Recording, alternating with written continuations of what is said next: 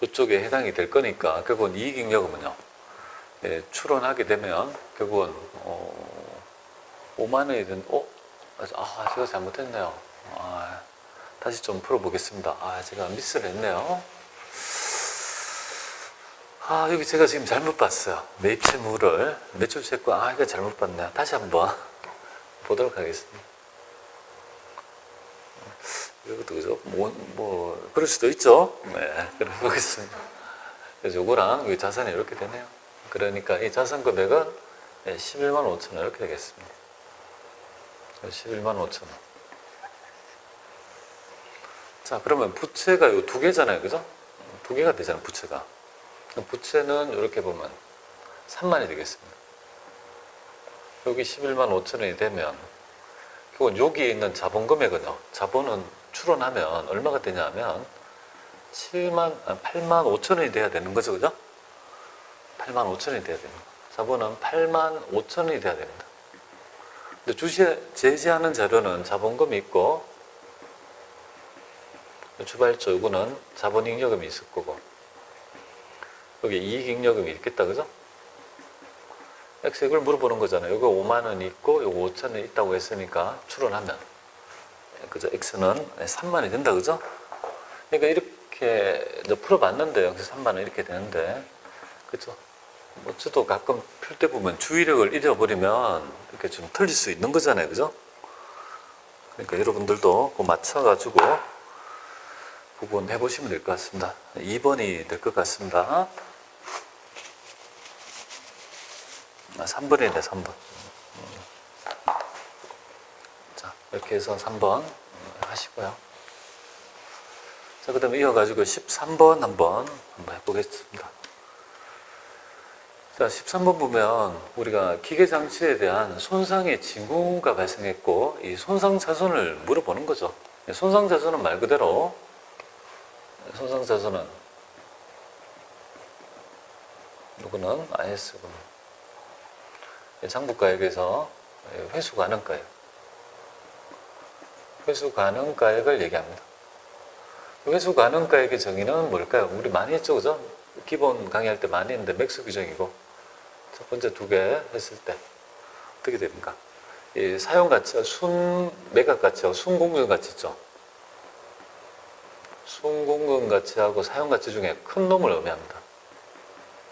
그 차액 부분이 바로 손상차손이다 이렇게 얘기했습니다. 그죠?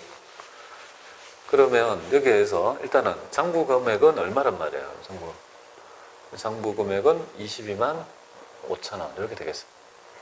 그리고 회수가능가의 사용가치는요 14만 5천 원. 순공정가치는 공정가치에서 처분대가를 뺀 걸 얘기해요. 요건 차감이 되죠. 그죠? 요 금액이 얼마입니까? 15만 원. 그러니까 여기 15만 원이 될 것이고 그럼 요 맥스 규정이니까 요 금액이 되고 여기 15만 원이 회수가능가액이 15만 원이다 이 말이잖아요. 이렇게 되면 회수가능가액이 15만 원이다 이렇게 될 것이고 그러면 결국은 요 금액은 7만 5천 원만큼입니다. 추가적인 가치가 하락했다 이렇게 보는 거죠. 그래서 3번이 정답이 되겠습니다. 이렇게 간명하게 풀어보시면 될 것 같습니다.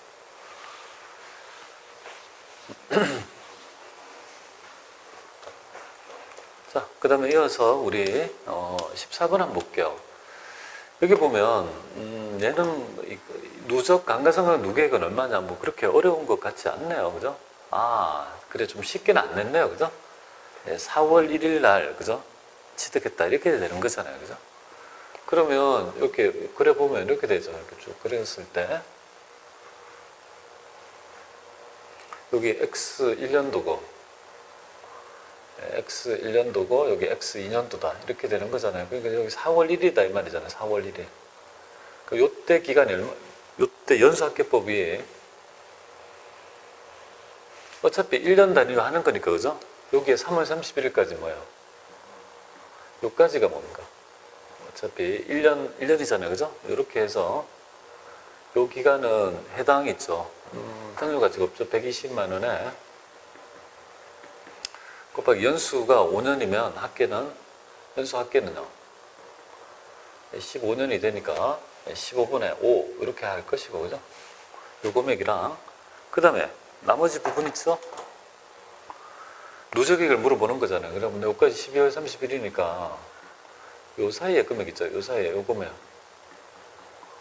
요 금액이 그죠? 요거는 120만 원에 15분의 4가 되죠. 그죠? 4에서 12분의 뭡니까? 석 달을 빼게 되니까 석 달을 빼면 9가 되겠죠. 그죠? 그죠? 9가 되니까 그럼 요 금액을 두 개를 합한 금액이 뭐예요? 누적 금액이 될 거예요. 그래서 요거 두 개를 합하면 결국은 우리 금액이 되겠죠. 그죠? 그래서 요 금액은 합하면 64만이 된다. 이렇게. 그럼 이제까지 감가상각 금액이 64만이라는 걸 알 수 있습니다. 그죠? 네, 그렇게 해서 풀어보시면 될 것 같습니다. 자, 그 다음에 이어서 해보죠. 15번 문제 한번 볼게요. 자, 한국은 토지를 우리가 10만 원에 취득하고 재평가 모형을 적용했다. 재평가 모형은 우리가 매번 그러니까 평가를 하는 거죠. 그죠? 공정가치에 따라. 재평가하고 있을 때 토지의 공정가치가 다음과 같을 때 단기 이익으로 인식할 금액이 얼마냐. 이 문제 그렇게 쉬운 문제는 아니에요. 한번 논점을 한번 살펴보도록 하겠습니다. 얘는 있죠. 단기 이익이잖아요. 그러면 얘가 10만 원 주고 사서 최초 평가를 했을 때 이만큼이 8만 원 떨어졌을 거 아니에요. 그죠? 그래서 여러분들 X 1년도 말에 그죠? 12월 31일 날 평가를 떨어진 만큼을 해보면 이렇게 되겠죠. 그죠? 토지가 2만 원이 떨어졌잖아요. 그죠? 그리고 이거는 바로 비용 처리합니다. 재평가 손실. 이거는 바로 비용입니다. 비용 처리하면 돼요. 2만 원 이렇게 처리합니다. 자, 최초 평가에서 바로 떨어지면 바로 비용 처리하고 올랐으면요. 우리가 재평가 잉여금인 자본금으로 처리하는데요. 근데 지금 그 사이에 뭡니까? 올랐잖아요. 그죠? 그러면 우리가 지금 X2년도 12월 31일은 그럼 토지가 이 토지 금액은 이렇게 올라온 금액이 5만 원 올랐잖아요. 그죠? 그럼 5만 원 올려요. 올리는데 이 손실을 우리가 취득원가가 결국은 10만 원이잖아요. 그죠?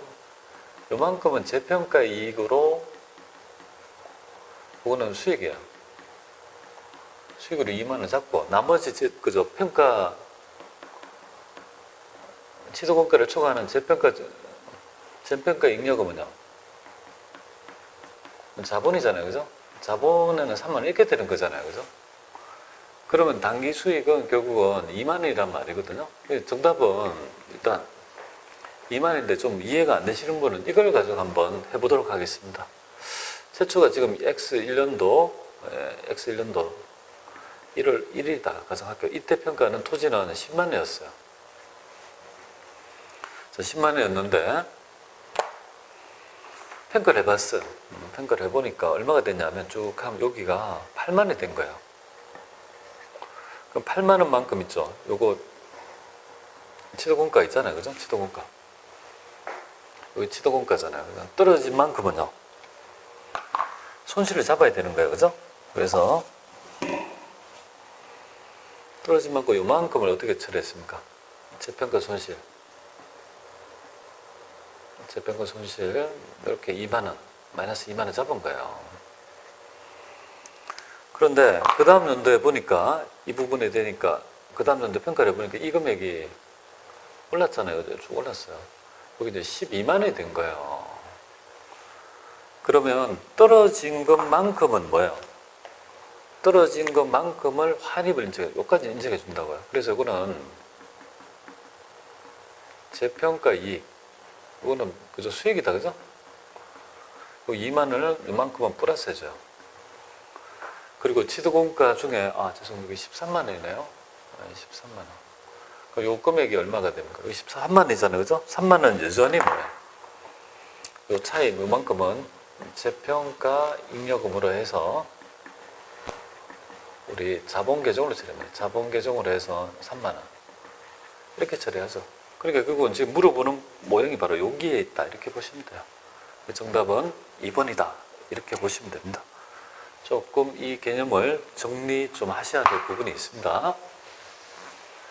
이 모형은 우리가 평가 손실이 있다고 회복했을 때 어떻게 처리하는지에 대한 얘기가 되겠죠. 그죠?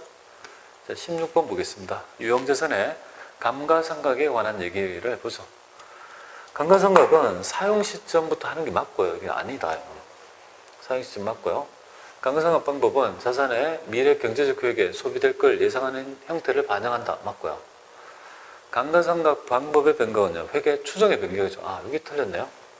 정책이 아니고 뭔가 추정의 변경이다. 이렇게 보시면 됩니다. 정답은 이거고 체계적으로 배분한 방법, 다양한 방법을 사용할 수 있고 추정의 변경이다. 그죠? 맞습니다. 정답은 3번이 오답이다. 이렇게 보시면 돼요.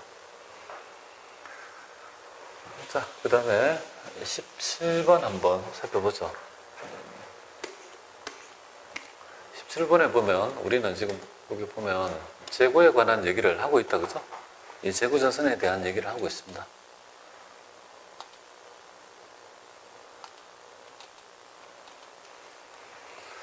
자, 보죠. 기말의 재고자산. 그러면 창고에 있는 실사금액, 이거는 나의 재고고, 그리고 수탁자한테 아직 팔리지 않고 남아있는 것도 재고고, 그 다음에 시용 판매했는데 매입 의사가 없다. 표시가 아직 내 거다. 그죠? 여기가 이제 두 개가 중요해요. 여기서 여러분들은 입장이 판매자인지 매입자인지에 따라 달라요. 그래서 선적 진도 조건이라면 선적하면 매입자 거예요. 근데 판매하여 이렇게 돼 있으니까 결국은 판매자 입장이니까 선적했으니까 운송하고 있죠. 그게 나의 재고가 아니다 이 말이에요. 그에 비해서 내가 매입하면 선적 진도 조건이면 선적하니까 매입 운송 중이잖아요. 내 거다 이 말이죠.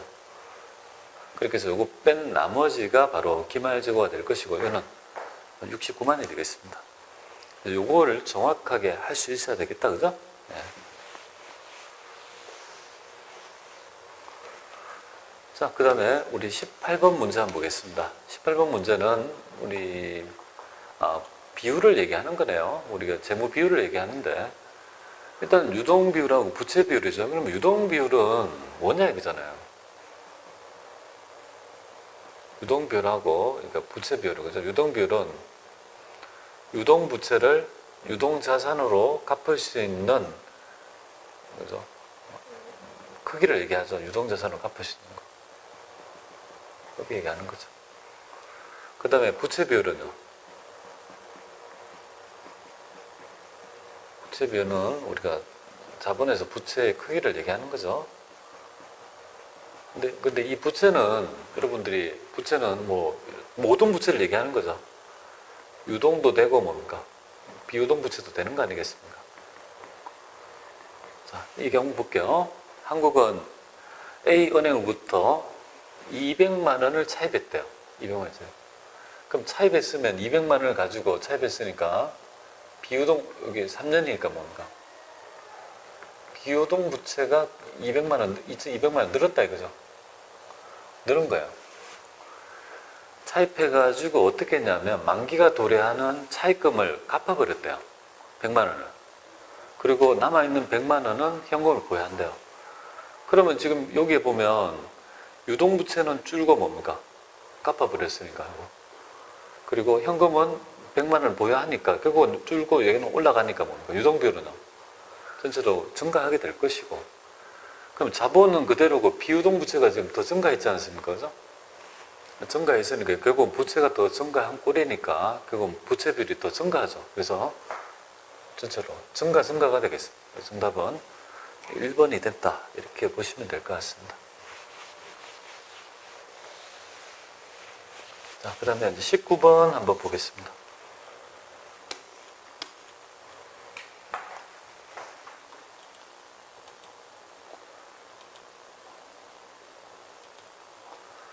자, 19번 다음 그죠? 관련 자료에 대해서 이용해가지고 매출액이 얼마인지 물어보는 것 같습니다. 굉장히 쉬운 문제가 될 것 같습니다. 자, 보죠. 우리가 지금 요걸 통해서 뭡니까? T를 그래가지고 매출 원가를 뽑아내면 되죠. 그죠? 기초는 5,000원. 단기에 매입한 거 요거 42,000원. 이렇게 되겠죠. 그죠? 그러면 47,000원 이렇게 되잖아요. 그죠? 7,000원 이렇게 됩니다. 47,000원 이렇게 됩니다. 그럼 기말재고는요? 8,000원 이렇게 됩니다. 여기 바로 매출 원가잖아요. 그죠? 매출 원가가 될 것이 보세요. 그럼 요거는 우리가 39,000원 이렇게 되겠네요. 그죠? 매출.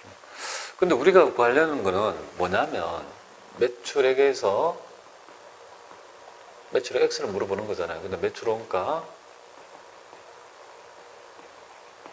뺀 나머지가 바로 뭐냐면 매출 총이익이잖아요. 그죠? 근데 이 매출 총이익이 20%래요. 그럼 이 말은 얘가 1이면 얘는 0.8이고 이 0.2다 이 말이잖아요. 그죠? 그럼 이걸 가지고 여러분들이 어떻게 추론해야 될까요? 매출 원가는 여기 있잖아요. 그죠? 여기 39,000원. X 이걸 물어보는 거죠. 쉽게 얘기하면, 그죠? 요거 X를 구하려면 어떻게 구합니까? X는 당연히, 그죠? 39,000원을 0.8을 하게 되면 그건 X가 나누게 되면, 요 비율적으로 되는 거니까 나누게 되면 우리 금액이 나오겠죠? 그 금액을 보면 X가 뭡니까? 48,750원이다. 그래서 정답은 4번이 되겠습니다. 자, 그렇게 해서 요거 좀 풀어보시고요.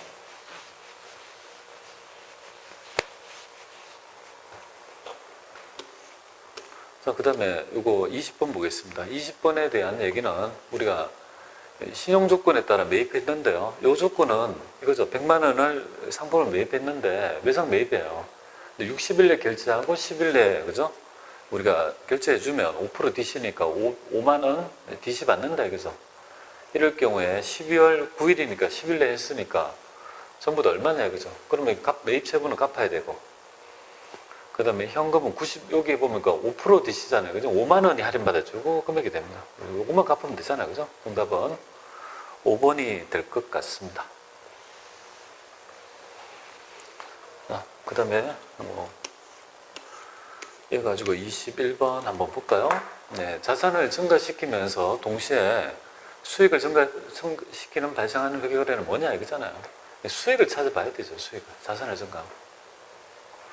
이 모형은 자산 증가, 수익 증가 모델이겠습니다. 수익 증가 모델이 됩니다. 그죠? 그러니까 얘는 수익이 아니잖아요. 계약금을 수령할 때 수익이 아니고, 은행부터 수입을 차입받는 수익이 아니고, 건물에 보험료를 선급했다 수익이 아니고, 전기에 외상한 상품 대금을 현금 지급했다. 이것도 뭐 부채를 갚은 거고, 컨설팅 용역 매출을 제공을 하고 그 대금을 외상으로 하였다. 그러니까 당연히 얘는 뭡니까? 그래서 외상 매출금 100원 이렇게 되면 얘는 용역 매출 이렇게 인식한 꼴이니까 결국은 얘가 뭡니까? 요거에 대한 부분이 됩니다. 정답은 5번이 된다 이렇게 보시면 됩니다. 어려운 건 아닌 것 같아요. 그죠? 자, 그 다음에 22번 한번 볼까요? 22번은 우리가 여러분들이 보시면 얘가 이런 문제가 있으면 좀 어려워하죠. 이런 부분이 바로 우리가 현금 흐름표에 관계된 부분인 것 같아요. 그죠? 그래서 현금 총액은 얼마냐 이거를 두 가지 형태로 말씀드릴게요. 여러분이 알고 있는 제가 이거 지금 이거 지금 있죠. 현금 흐름표에 따른 직접법에 따라 한번 해보고요. T계정법에 의해서 한번 우리가 설명드리도록 하겠습니다. 자, 이제 간편법 우리가 현금 흐름표 방식으로 일단 해볼게요. 임차료가 있어요. 그럼 임차료가 있다가 임차료가 있어요. 임차료는 비용이니까 마이너스야. 그래서 여기에 임차료가 발생해서 발생주의. 그럼 여기에서 뭡니까? 해당 임차료와 관계되는 것들을 더하고 빼고 하면 돼요. 빼가지고 나머지 있죠. 현금주의. 그죠? 현금주의 임차료는 얼마냐? 현금으로 준 건 얼마냐? 이거 X를 물어보는 거예요. 그럼 한번 볼게요. 여기서 우리가 여기 관계되는 부분이 보면 얘는 지금 미지급 임차료가 있잖아요. 여기 제가 미지급 임차료를 좀 소개했습니다. 미지급 임차료. 임차료 기속표. 얘는 기초가 있고요. 여기 이제 기말이 있겠죠. 그죠? 기말. 기초는 얘가 없다는 거고 지금 현재 기말이 300원이란 말이에요. 지금 연도 지급한 수정 말이니까 그죠? 300원이고 미지급 임차료는 초의 계정이니까 부채 계정이니까 얘는 1,500원이고 이때는 지금 없다는 거 아니겠습니까? 그죠?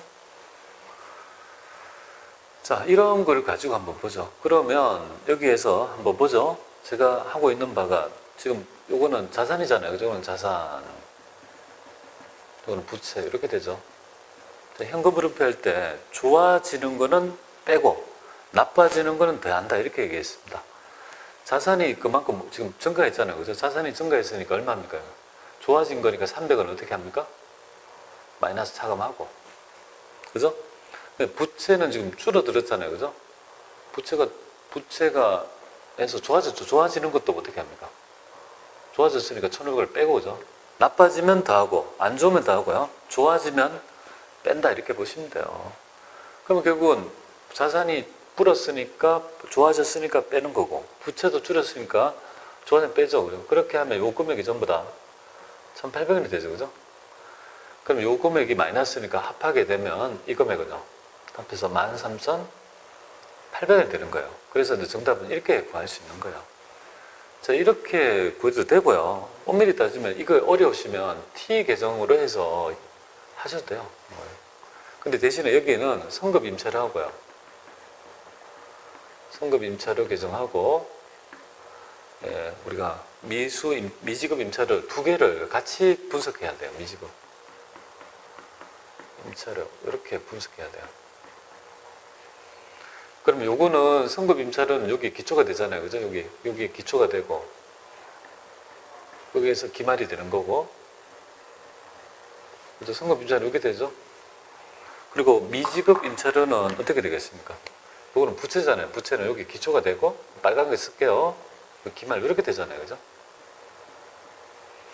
그리고 성급 임차료나 미지급 임차료를 증가시키는 것은 뭐겠습니까? 단기에 발생한, 그죠? 임차료가 되겠죠. 그죠? 임차료가 될 것이고. 요거를 빼게 되는 게 바로 현금 지급이 되겠습니다.